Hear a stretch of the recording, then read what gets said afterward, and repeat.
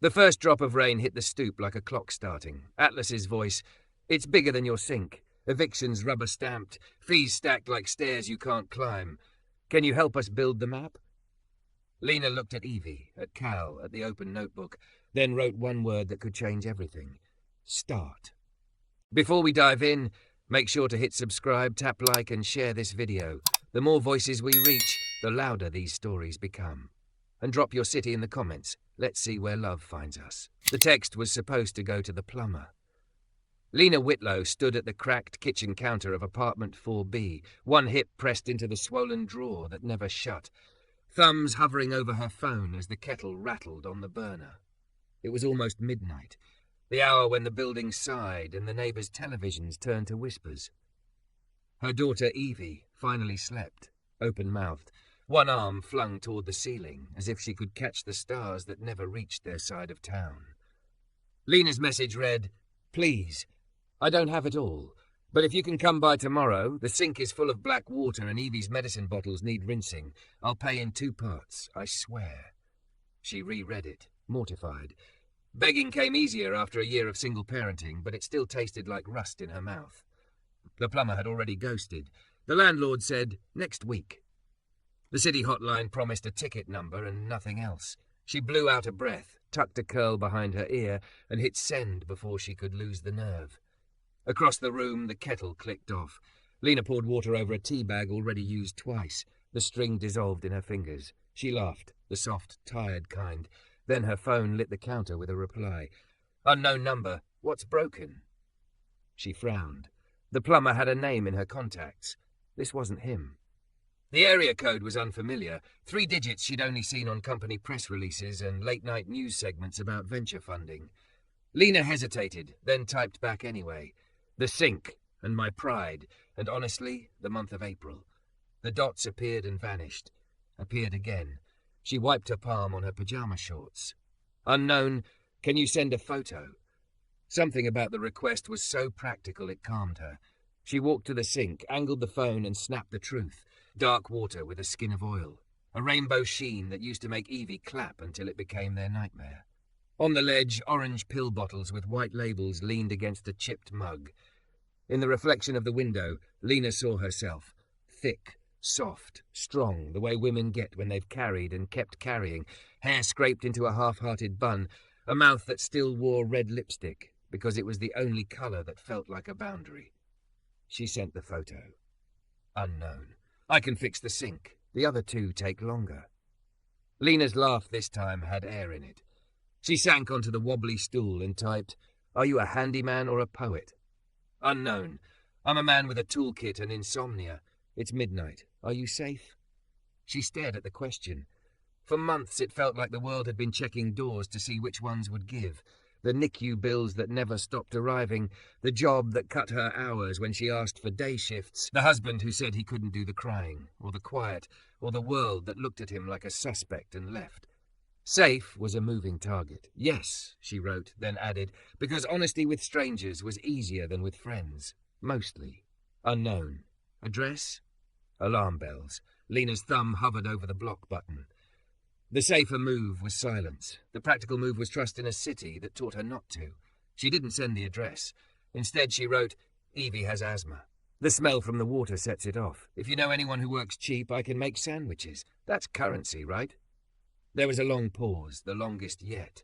She considered putting the phone face down and taking the cowards out, pretending she never saw the reply when it came. The screen pulsed. Unknown. I'm sorry about Evie. How old? 4. She knows the words for all the shapes of clouds and none of the words for money.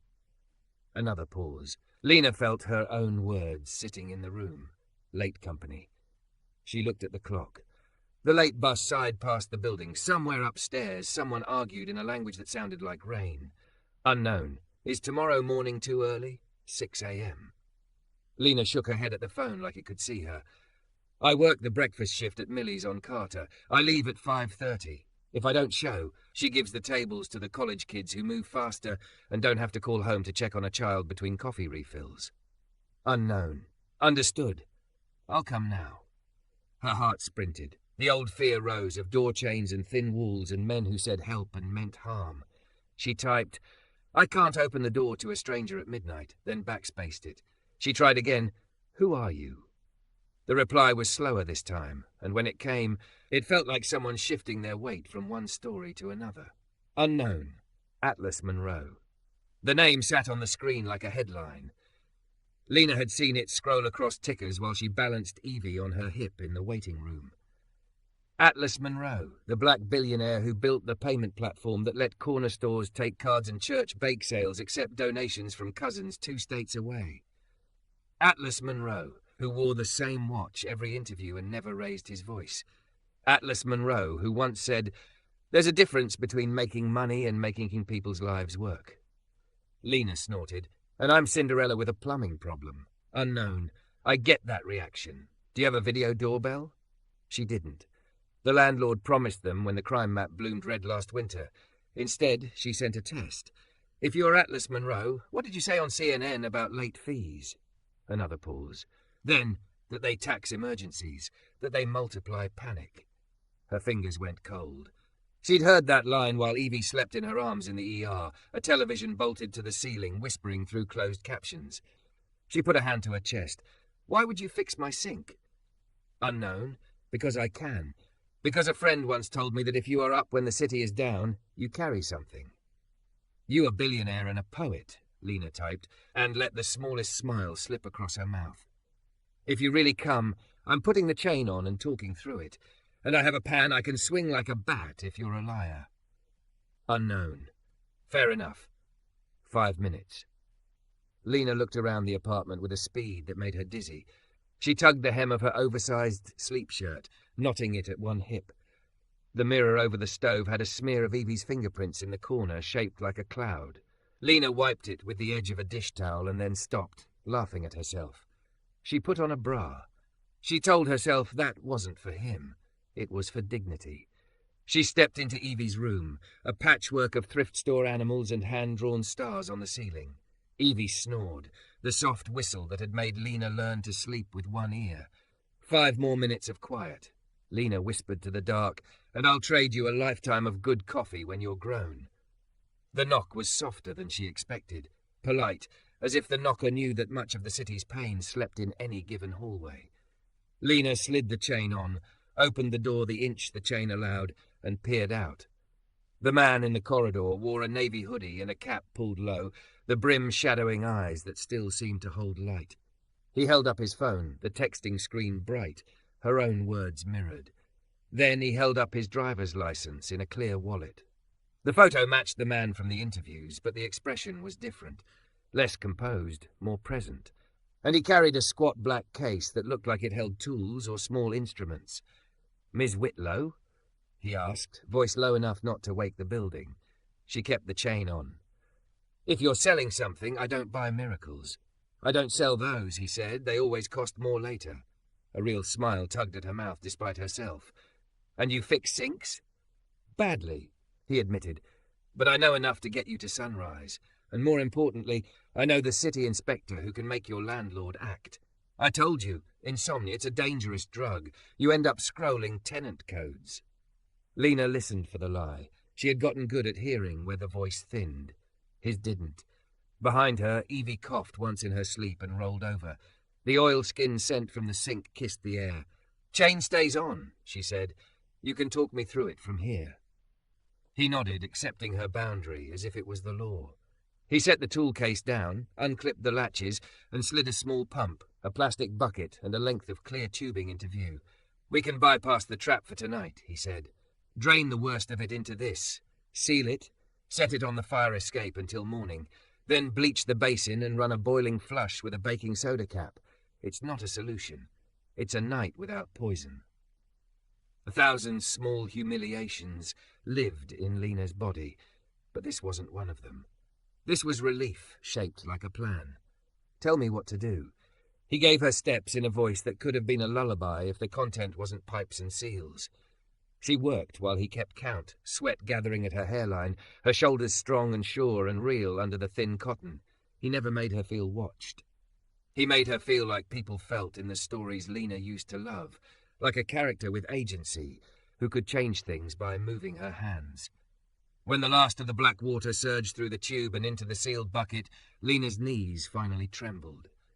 She braced against the counter and laughed, then cried, then made the sound that lives between the two.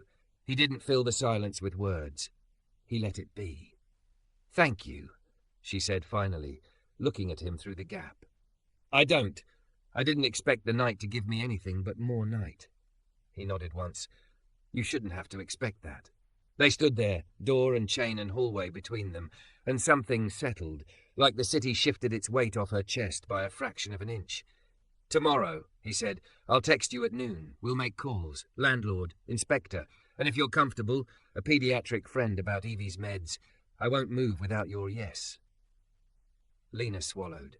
Control was a language she missed speaking. "Okay." He shouldered the case. "Good night, Miss Whitlow." "Good night, Mr. Monroe." He turned to go, then paused. "By the way," he said without looking back, and Lena could hear the smile in it, "the lipstick is a good boundary." The door swung shut as if of its own accord. Lena leaned her forehead to it and exhaled, then slid the chain free and opened it fast. A sudden impulse to say something brave and foolish. "Thank you for seeing me. Please don't be a dream. I make a mean grilled cheese if you ever eat like the rest of us." The hallway was empty. Her phone vibrated in her palm. "Unknown. You're not alone, Lena. Sleep. We'll handle April in the morning." She looked into the kitchen, where the basin gleamed clean and ghostless, at the closed window that no longer reflected a woman bracing for the worst, and let herself believe, for one reckless minute, that a wrong number could be a right door. Then from Evie's room came a sound, a cough, then a little hiccuping breath, and Lena ran, heart lurching, praying the night had not given with one hand to take with the other. Don't forget to subscribe for more intense cinematic love stories. Your click helps us make the next chapter. Morning found Lena by the window, counting breaths. 4-year-old chests rise like questions. Evie's rose and fell with a soft wheeze that sounded more like a gentle violin than last night's cracked trumpet. The kitchen smelled like citrus from the bleach, and not like a mechanic's rag. Sunlight came in slantwise through the fire escape, striping the clean basin as if the morning itself had laid down borders. Her phone pinged at 6:02 a.m. "Atlas, good morning. How's Evie?" Lena typed with one eye on her daughter. "Sleeping. Less wheeze. You?" "Atlas, 2 hours of sleep. Worth it." She smiled, then caught herself smoothing the hem of her sweater like a teenager. The sweater hugged her, soft grey against curves that made men at the diner decide she owed them smiles. She found the thick black hair tie she trusted and looped her hair into a firm knot. She drew a neat line of lipstick, the boundary, and checked Evie again.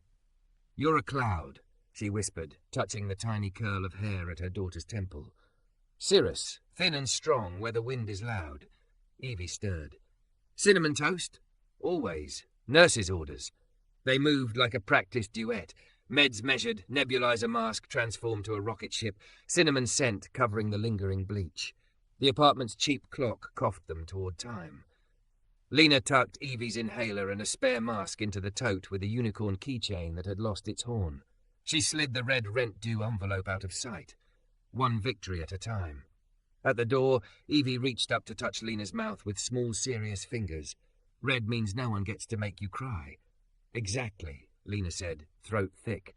"Exactly that." The walk to Millie's on Carter Street was brisk and blue, early buses huffing, the corner bodega owner hosing down yesterday, a neighbour's radio offering a hopeful hymn to a nearly empty sidewalk. Millie's sign flickered Mill-E's because the third letter had broken around the time Lena learned how to make perfect eggs on a griddle that was older than she was. Millie herself stood behind the counter like an anchor in an apron, forearms dusted with flour, eyes that could measure a person the way her hands measured salt. "You're 5 minutes early," she said without looking up. "That means something healed or something cracked?" "Healed," Lena said, gratefully taking the tie-on order pad. "For once." Millie nodded toward the joke jar on the counter. "Your luck owes me $1. Lena laughed and slid a coin in. There was comfort in the ritual of coffee poured, plates warmed, credit card machines chirping their small acceptance songs. The breakfast rush arrived in gusts. Construction workers who spoke with their hands, an elderly man who brought a newspaper and read only the obituaries, a cluster of college girls in matching leggings that made Lena think of school she never got to finish. The griddle sang. Butter smoked. Lena carried 2 plates on one forearm like a dare. She was good at this. Competence had a hum to it, and it ran down her spine. Her phone buzzed against her hip between refills. She stole a glance at the corner by the pie safe, half hidden by a taped flyer for Bingo Thurs, St. Gabriel's. The name lit her screen like a steady pilot light. Atlas. Called City Inspector's Office. Left message for a Miss Harris. Tenant code sections highlighted. Also, friend at clinic says they can review Evie's meds at noon via phone, if okay. Lena leaned against the counter like she planned to be there all morning. Yes, she typed. Thank you. Atlas, do you want me to be on the call? Silent unless you nod? Power is a muscle people misuse, but the way he offered his felt like opening a door and standing back. Yes, she wrote. Silent unless I say your name. Deal, he sent. What's your boss like? Lena took a photo on impulse. Millie's hands mid-crack of an egg, flour dust in sunlight streams, the old blue mug with words astairs sharpied on it after the original text wore off. She sent it. Atlas. That mug is right. Steps, not leaps. The bell over the door chimed. A man in a navy cap slid onto a stool at the far end of the counter, head tilted like he was listening to the room. Lena's heart did a small, startled animal movement in her chest, then settled. He wasn't him. This man was younger, beard too careful, eyes hungry for attention. The cap read a brand Lena had seen on hoodies at the bus stop. Coffee, he said, smiling too hard at her. Black or sweet? Sweet, he said, dialing his charm up as if it were a knob. Like you. She set the coffee down and turned away before the comment could stick. The lipstick was a firewall. It held. At 9, the small lull between breakfast and second breakfast fell across Millie's like a sigh. Lena stacked plates. Her phone lit again. Atlas. Landlord? He answers for men with clipboards, she sent. Not for me. He'll answer for law, Atlas replied. Miss Harris texted back. Noon inspect possible if she moves some things. She asked for copies of complaints. Do you have them? Lena's face went hot. I called, she typed. I didn't write them. A pause. Then we write them now. Dictate to me. Date. Times. Odor. Evie's cough. Save as PDF. I'll email, but from your address with your name. You own this. The counter, the kitchen, the noise, they all blurred into a tunnel for a second. No one had made a plan with her, and not for her, in a long time. She put the order pad down. Without looking at the clock, she picked up a pen and started talking. January 29th, 5:13 a.m., black water, smell like gasoline. February 12th, 9:02 p.m., mold under sink, landlord said next week. March 3rd, Evie coughing, took her to ER. Doctor said avoid fumes. She wrote until her hand cramped. When she looked up, Millie was there, pretending to sort forks and listening like a mother does. Eyes soft, mouth firm. That voice you're using, Millie said, is the one you need when they tell you later. Lena swallowed. I know. Good, Millie said, because Miss Harris is a bulldozer if you put her on the right hill. At 11:52, Lena clocked out for an unpaid break and wiped her hands as if the ink could smudge her chances. She took the call by the back door, where steam rolled out from the kitchen, and the alley smelled like yeast and yesterday's cigarettes. She put her phone on speaker and tucked it inside her tote. Mic up. The hum of refrigeration masked adrenaline. Miss Whitlow? The voice from the city came clear, crisp, a woman trained by rooms that only respect crisp. Yes, Lena said. Thank you for calling. Got your email, detailed, Miss Harris said. We don't see that often. I can be at your apartment at 1 p.m. Landlord has been notified. He responded, resolving. Translation, if I find what you wrote, we can compel action and cite fines. You good with me looking at the whole building line? Yes, Lena breathed. Also, Miss Harris added, voice softening by a single degree, I heard a little one in the background on an old call recording. I know I'm not her doctor, but no kid should breathe that. Thank you, Lena said, eyes burning. See you at 1. As soon as the line clicked, another call slid in. Unknown number routed through a clinic. Lena answered. Miss Whitlow, this is Dr. Han, pediatric pulmonary. A friend said you could use a 10-minute consult. Tell me about Evie. Lena talked while steam rose around her like a curtain. She described wheezes and nights with hands on tiny ribs counting to 4. Dr. Wall. Han asked clear questions, gave clear steps. Adjust the spacing of doses during environmental triggers. Note patterns. Get a spacer if she didn't have one. I'll send notes to your email. You have an email you check? Yes, Lena said, glancing at her screen lighting with an incoming text. Atlas, one word, here. She walked out to the dining room like a human being and not a crisis wrapped in a sweater. The man in the cap had left. In his place, at the table near the window, sat a man with a navy hoodie and a book open, as if he were just another regular working through a stack of eggs in a chapter. He didn't look up when she approached, which is how she knew it was him. Men who needed attention always took it with their eyes first. She topped off water at an empty table, letting her heartbeat calm under the noise. She didn't want to be a scene. She walked over, casual like a cat, and set a napkin dispenser down on his table the way she did for everyone. I have 20 minutes, she murmured. I have 10, he said softly, eyes still on the page. Miss Harris will meet you at 1. Landlord is stuck in traffic, which means he's reading the fine schedule. I'll be around, but not in the room. If a man in a suit tries to make you small, ask him to put his response in writing. If he says, we're doing our best, ask for dates. If he says, these things take time, ask for the statute. Her laugh came out like an exhale. You do this a lot? Less than I should, he said. Then he looked up. Up close, the face from screens was warmer, edges softened by the ordinary light of Dinah's sun through glass. Are you okay? No, Lena said, but I'm standing. Good, he said. Standing is step 1. He put a business card on the table face down like a gambler. She slid a hand over it without looking. He tapped the book. This chapter ends with a cliff you think the author will push you off. Don't let him. Make him write a bridge. That your official advice? She asked, smiling despite the fissure in her ribs. My official advice, he said, is that you have a voice people don't expect. Use it until it's the only one in the room that sounds sane. Millie called from the kitchen. Lena, honey, the twins on 5 want more strawberries. I have to. Go, he said, closing the book. Text me when Miss Latte Harris is done. I'll be 3 blocks away if you need a witness who doesn't talk. She moved. Plates, strawberries, checks. The ordinary choreography that made the world frictionless for other people. Beneath it, a new rhythm. At 12:37, she kissed Millie's flour-dusted cheek and ran, tote thumping against her hip, the city bright in a way it hadn't been in months. The hallway outside apartment 4B smelled like lemons and an argument from 4A that had ended in laughter. Miss Harris stood there in a slate blouse and flats, hair pulled back, clipboard tucked under her arm like a sword. The landlord arrived seconds later, breathless in a suit too shiny, smile too wide. Miss Whitlow, he beamed, hands already open. We've been meaning to. Please put that in writing, Lena said, shocking herself with the steadiness of her own voice. With dates. He blinked. Miss Harris's mouth tilted like the corner of a secret. Shall we? She said. They went in. The bleach had dried to a clean promise. Miss Harris knelt, unscrewed, peered, sniffed, wrote. Violation, she said quietly.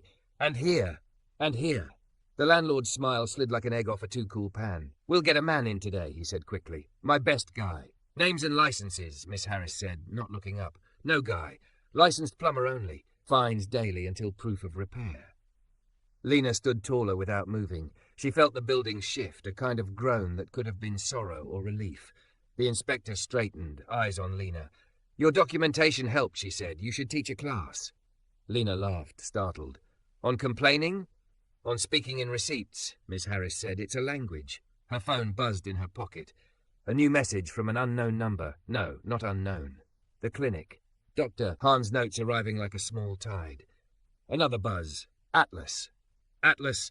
I'm downstairs. Not needed unless you say. But also, don't be afraid to need.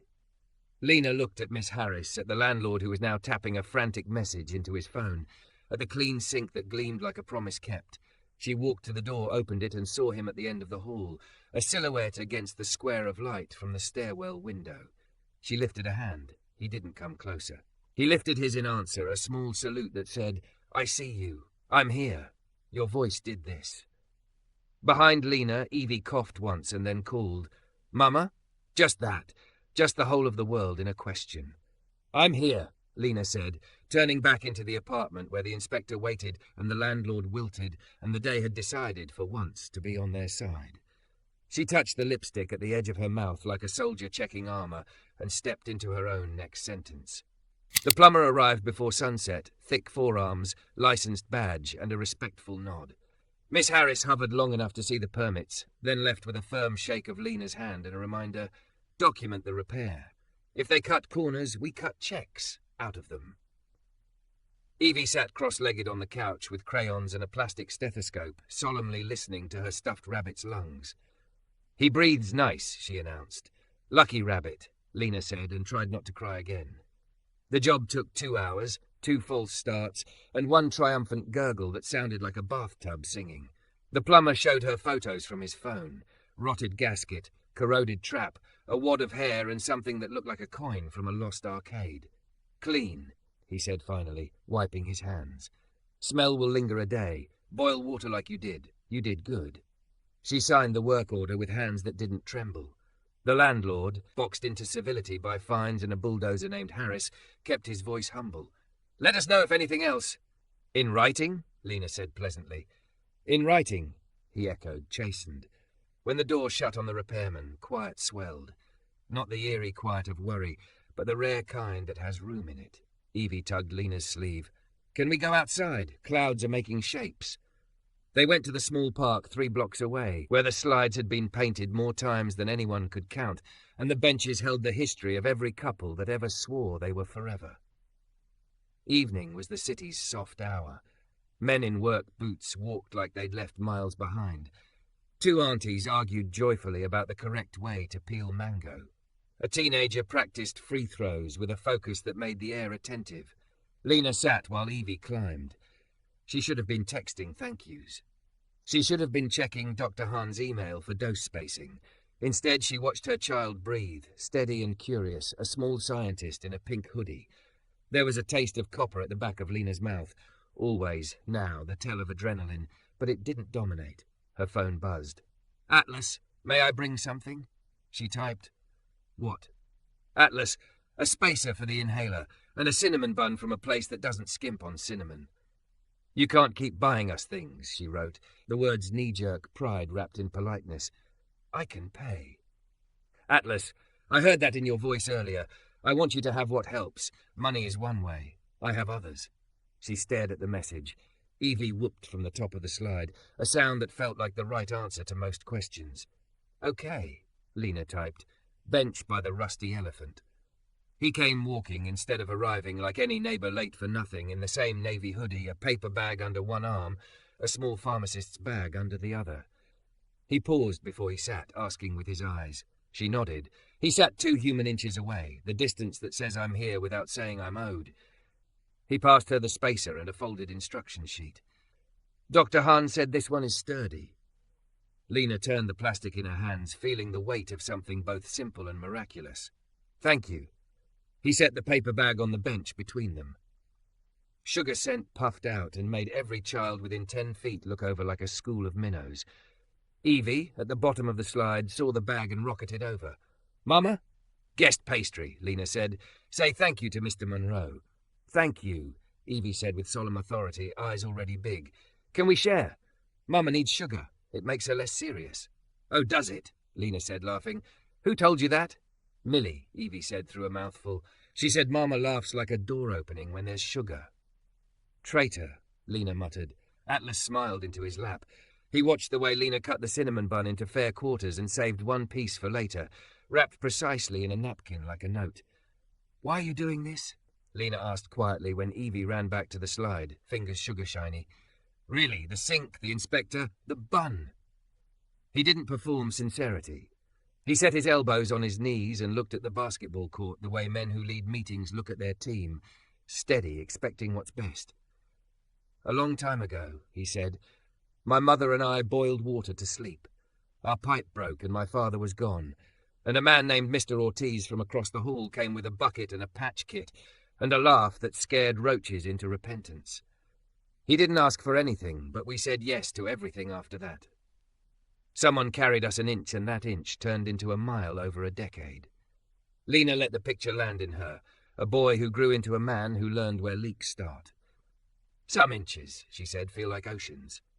They do, he agreed. Which is why a spacer matters, and a call matters, and a cinnamon bun matters. It tells your cells they're not alone. She half smiled.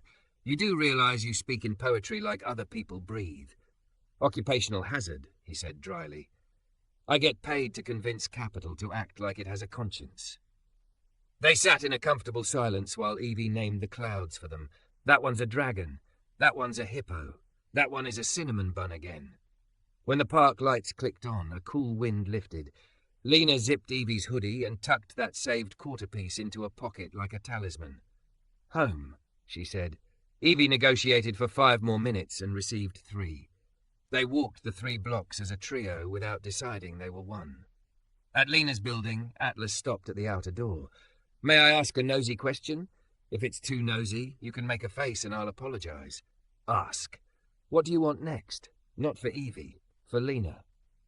She had a quick answer, the kind you give to end conversations in hallways. Then she looked past him to the door she was about to open, and for reasons she didn't fully understand, she answered with the truth. I want out of nights where my heart lives in my throat because a pipe or a bill or a man might break, she said. I want a job that doesn't punish me for caring for my kid and a life that isn't a ledger of almosts. And, she surprised herself, I want to use my brain again. I had one, before everything. You still do, he said like he was correcting a sloppy headline. What did you love before everything? Words, she said immediately. Lists, systems that made messy things clean. I used to help at the library, cataloguing, turning stacks into a map. He nodded, filing that like a man who actually builds maps. I know a place that needs exactly that, not charity. Work, flexible hours, decent pay, health benefits better than decent. You would be doing them a favor. Interested? Panic and hope raced like rivals in her chest. I don't want a favor, he shook his head. No favors. Sometimes life is just 2 puzzles that happen to fit. Who?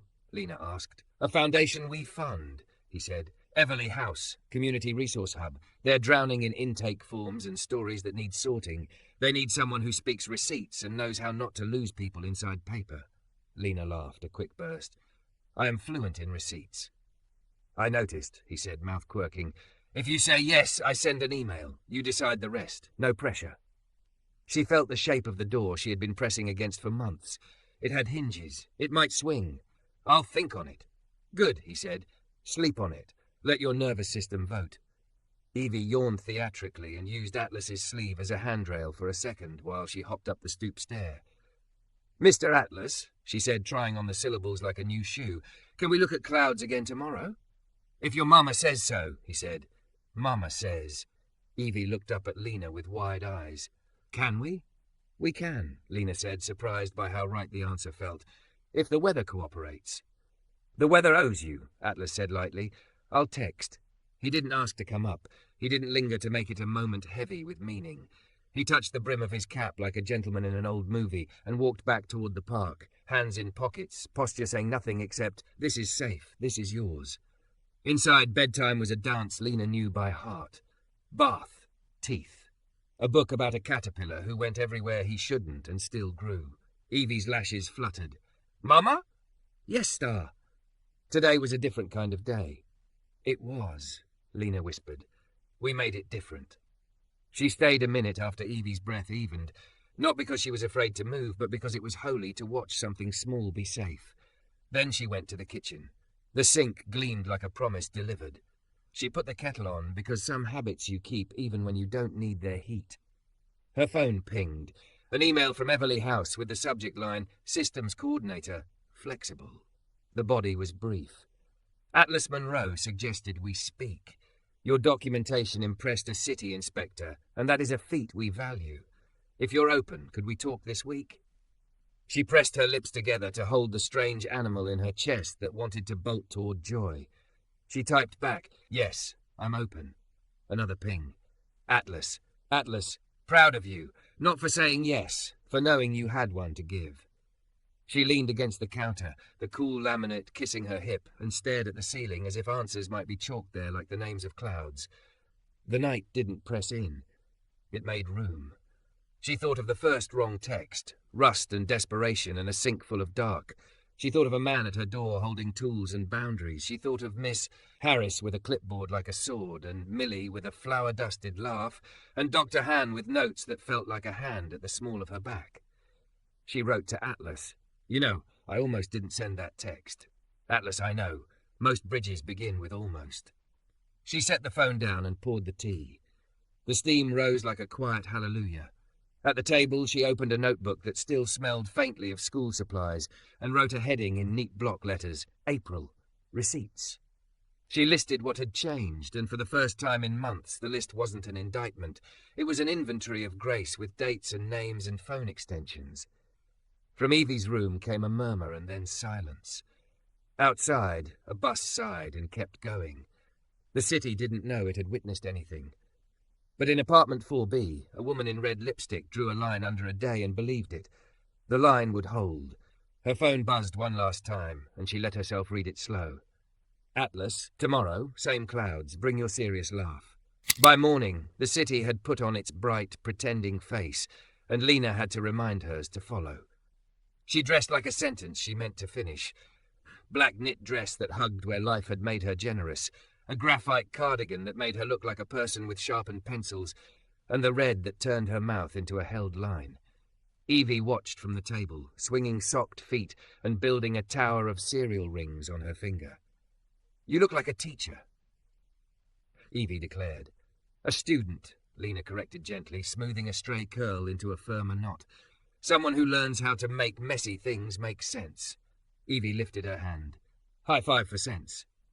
They smacked palms and laughed. The laugh had air in it now. It travelled.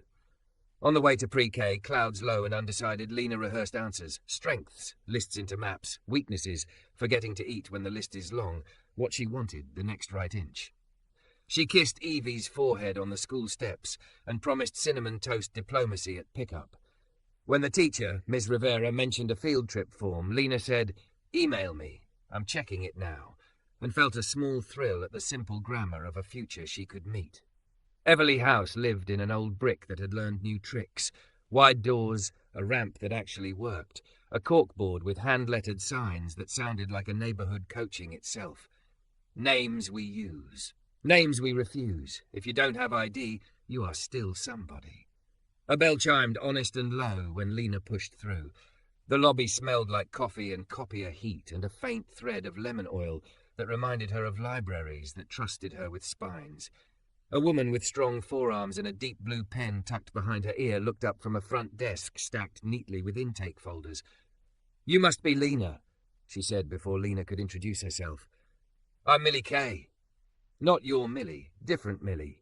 The universe loves a good motif. Lena laughed, nerves turning into warmth. I brought my serious laugh, she said, because the text sat in her pocket like a talisman. Perfect, Millie Kay said, sliding a sign-in sheet across with a kindness that had policy inside it. Tess will be right out. Coffee? Water? A post-it that says, you belong here? Lena's throat did its treacherous burn. Water is perfect. She sat. The chairs were the kind that didn't fold resentment into your back. On the far wall, a poster read, Words are stairs, in painted letters that had been touched by many hands. Steps, not leaps. Her heart steadied. Tess came out in graphite and precision, hair tucked against weather, eyes that measured like a level tool rather than a knife. Lena, she said, offering a hand that shook like a collaborator's, not a test. I'm Tess Marlowe. Thank you for making time. Thank you for asking, Lena said, and tried to remember she was not here asking for mercy but offering an answer. They went to a small room with a window that looked onto a courtyard where chalk hopscotch squares ghosted through last night's rain. Tess gestured at a folder on the table. Your email, she said, spoke receipts in a way I hardly ever see. Miss Harris is not a woman easily impressed. When she is, I listen. Lena's cheeks heated. I listen to her too. Good, Tess said. That's the job. People bring us their rooms full of tangled string, and we're supposed to see the knots and the pattern. Intake, sorting, building a map from the door to the right desk, to the right person to the right check. We need someone who can carry both the story and the stack. I can carry, Lena said, surprised at how quickly truth rose when it was wanted. I know the weight of both. Tess smiled. Schedule is flexible. Benefits are decent and immediate. Pay is honest, if not what it should be. We don't do heroics, we do systems and dignity. Can you start Monday, or do you need longer? The speed made Lena's breath stutter. There were forms and logistics, and the practical matter of a life reorganizing itself. But the voice that had woken last night, receipt speaker, list maker, said, "You are allowed to say yes." "Monday," Lena said. "I can be ready." "Then Monday," Tess echoed, standing to walk her back through the lobby. "We'll send papers today. Bring your brain and your boundaries. We'll protect both." On the sidewalk, Lena let her feet go nowhere for a minute.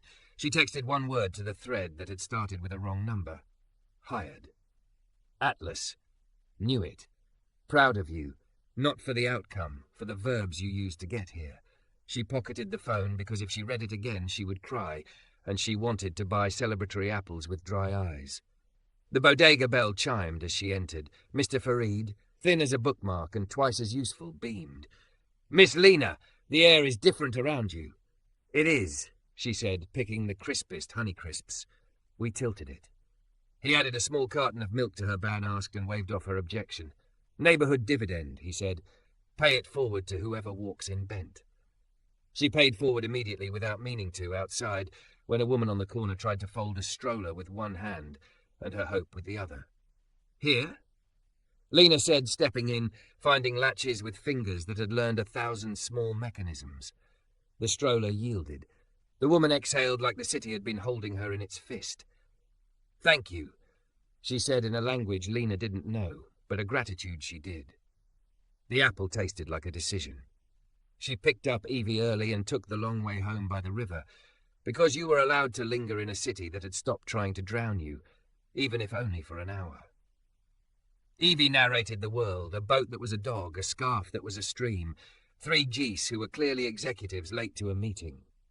Lena nodded, taking minutes. Her phone buzzed while Evie balanced on the low wall and counted 21 with tremendous seriousness.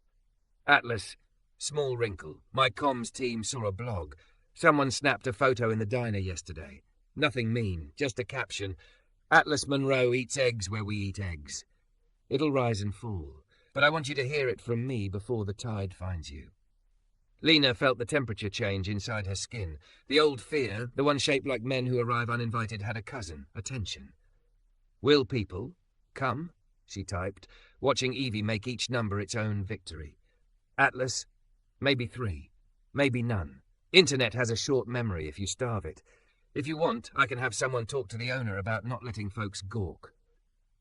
Millie would throw a gawk through the window. Lena wrote, a small smile earning its keep.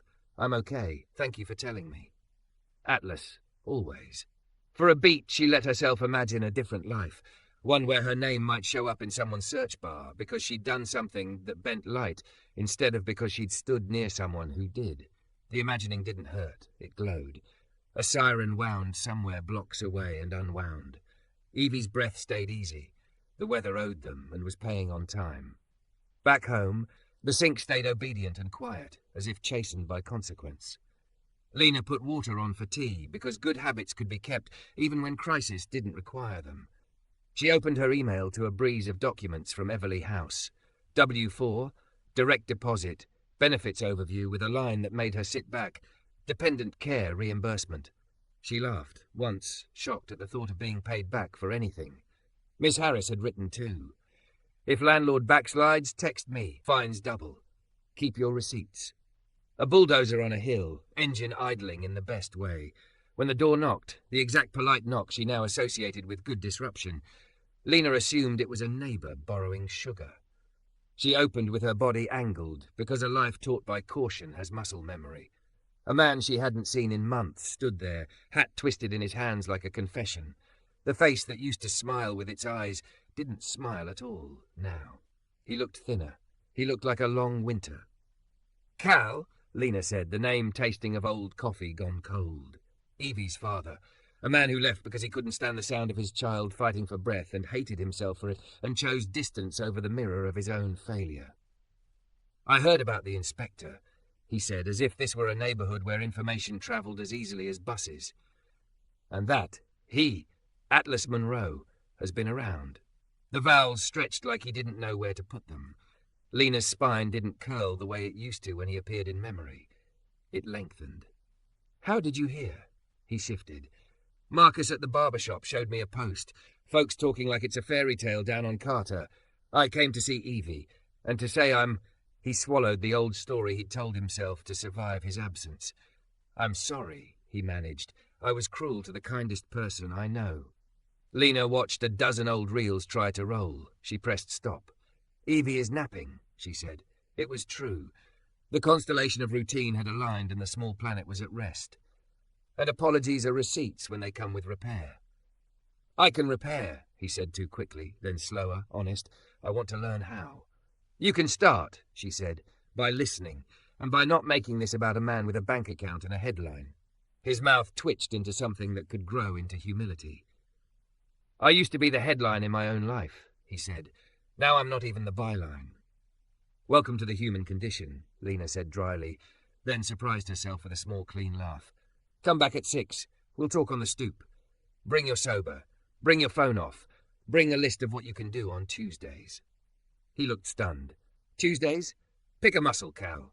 Tuesdays need a muscle. Dinner, homework when she's older, nebulizer time. We're building a map." He nodded like a man who'd found the edge of something solid in a river. 6, he said. "I'll be here." When the door shut, Lena leaned against it and did not shake. Progress can feel like grief in the body. She remembered a line she'd read once and wrote it down because writing made it stay. The kettle hummed relief. The apartment held.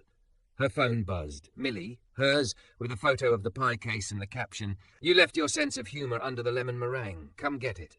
Then another. Tess, calendar invite, Monday 9 a.m, welcome and systems tour. Then another. Atlas. Atlas. If life tries to make you a subplot today, refuse. Lena sent back a photo of her tea steaming over the line she'd just written in her notebook. April. Receipts. And the corner of Evie's drawing of a cloud that looked suspiciously like a cinnamon bun. Main plot then, she typed. We're writing it. At 5:58, the sky went the colour of decisions. Lena zipped Evie into a hoodie and sat on the stoop because you met the past outside where oxygen was plentiful. Cal arrived at 6 exactly, jaw set, not with bravado, but with trying. He sat one step down, the right height for a man choosing to put his ear under a woman's voice. He didn't reach for Evie right away. He said, "Tell me how to help," and the words didn't perform. They worked. Lena laid out Tuesdays and the cost of nebulizers and the rule about red lipstick, meaning Mama's boundary time. Evie, solemn as a judge, added, "No yelling, even when cartoons end."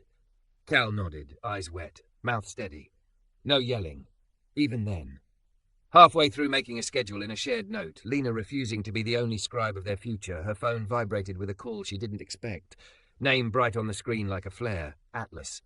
She hesitated, thumb hovering, then answered because bridges and almosts and new inches learned from each other. His voice was lower than usual, not from caution, but from proximity to a room that mattered. "Are you home?" "On the stoop," she said. "Evie's dad is here. We're writing Tuesdays." A pause that honoured that sentence. "Good," he said. "I'll call back. A breath like he'd been standing very still. "Something's happened. It's not the diner photo. Bigger. We may need your receipts sooner than Monday." "What happened?" Lena asked, the city sharpening around the edges of her hearing. "An inspector found a pattern," he said quietly. "Not Miss Harris. Someone her friend. Evictions rubber-stamped. Fees stacked like stairs you can't climb. Tenants silenced by paperwork. It touches Everly. It touches one of our partner funds. If you're willing, tomorrow you could help build the map we'll use to stop it." Lena looked at Evie, who was drawing a dragon on the back of the Tuesday schedule, at Cal, who waited without pressing, at the street that had learned her name and lightened for it. "Yes," she said. "Tell me where to start." Atlas's exhale carried relief and urgency. "At your table," he said. "Same as always. And Lena." "Yes. Red means no one gets to make you cry. Not even this." The call ended with a soft click of trust. Lena looked down at the notebook in her lap. April had rolled like a tide for days, and now the current was pulling towards something bigger than her sink. She drew a new heading under April, receipts. She wrote, in neat block letters that did not shake, "Map." And as she underlined it, the first drop of rain hit the stoop like a clock starting.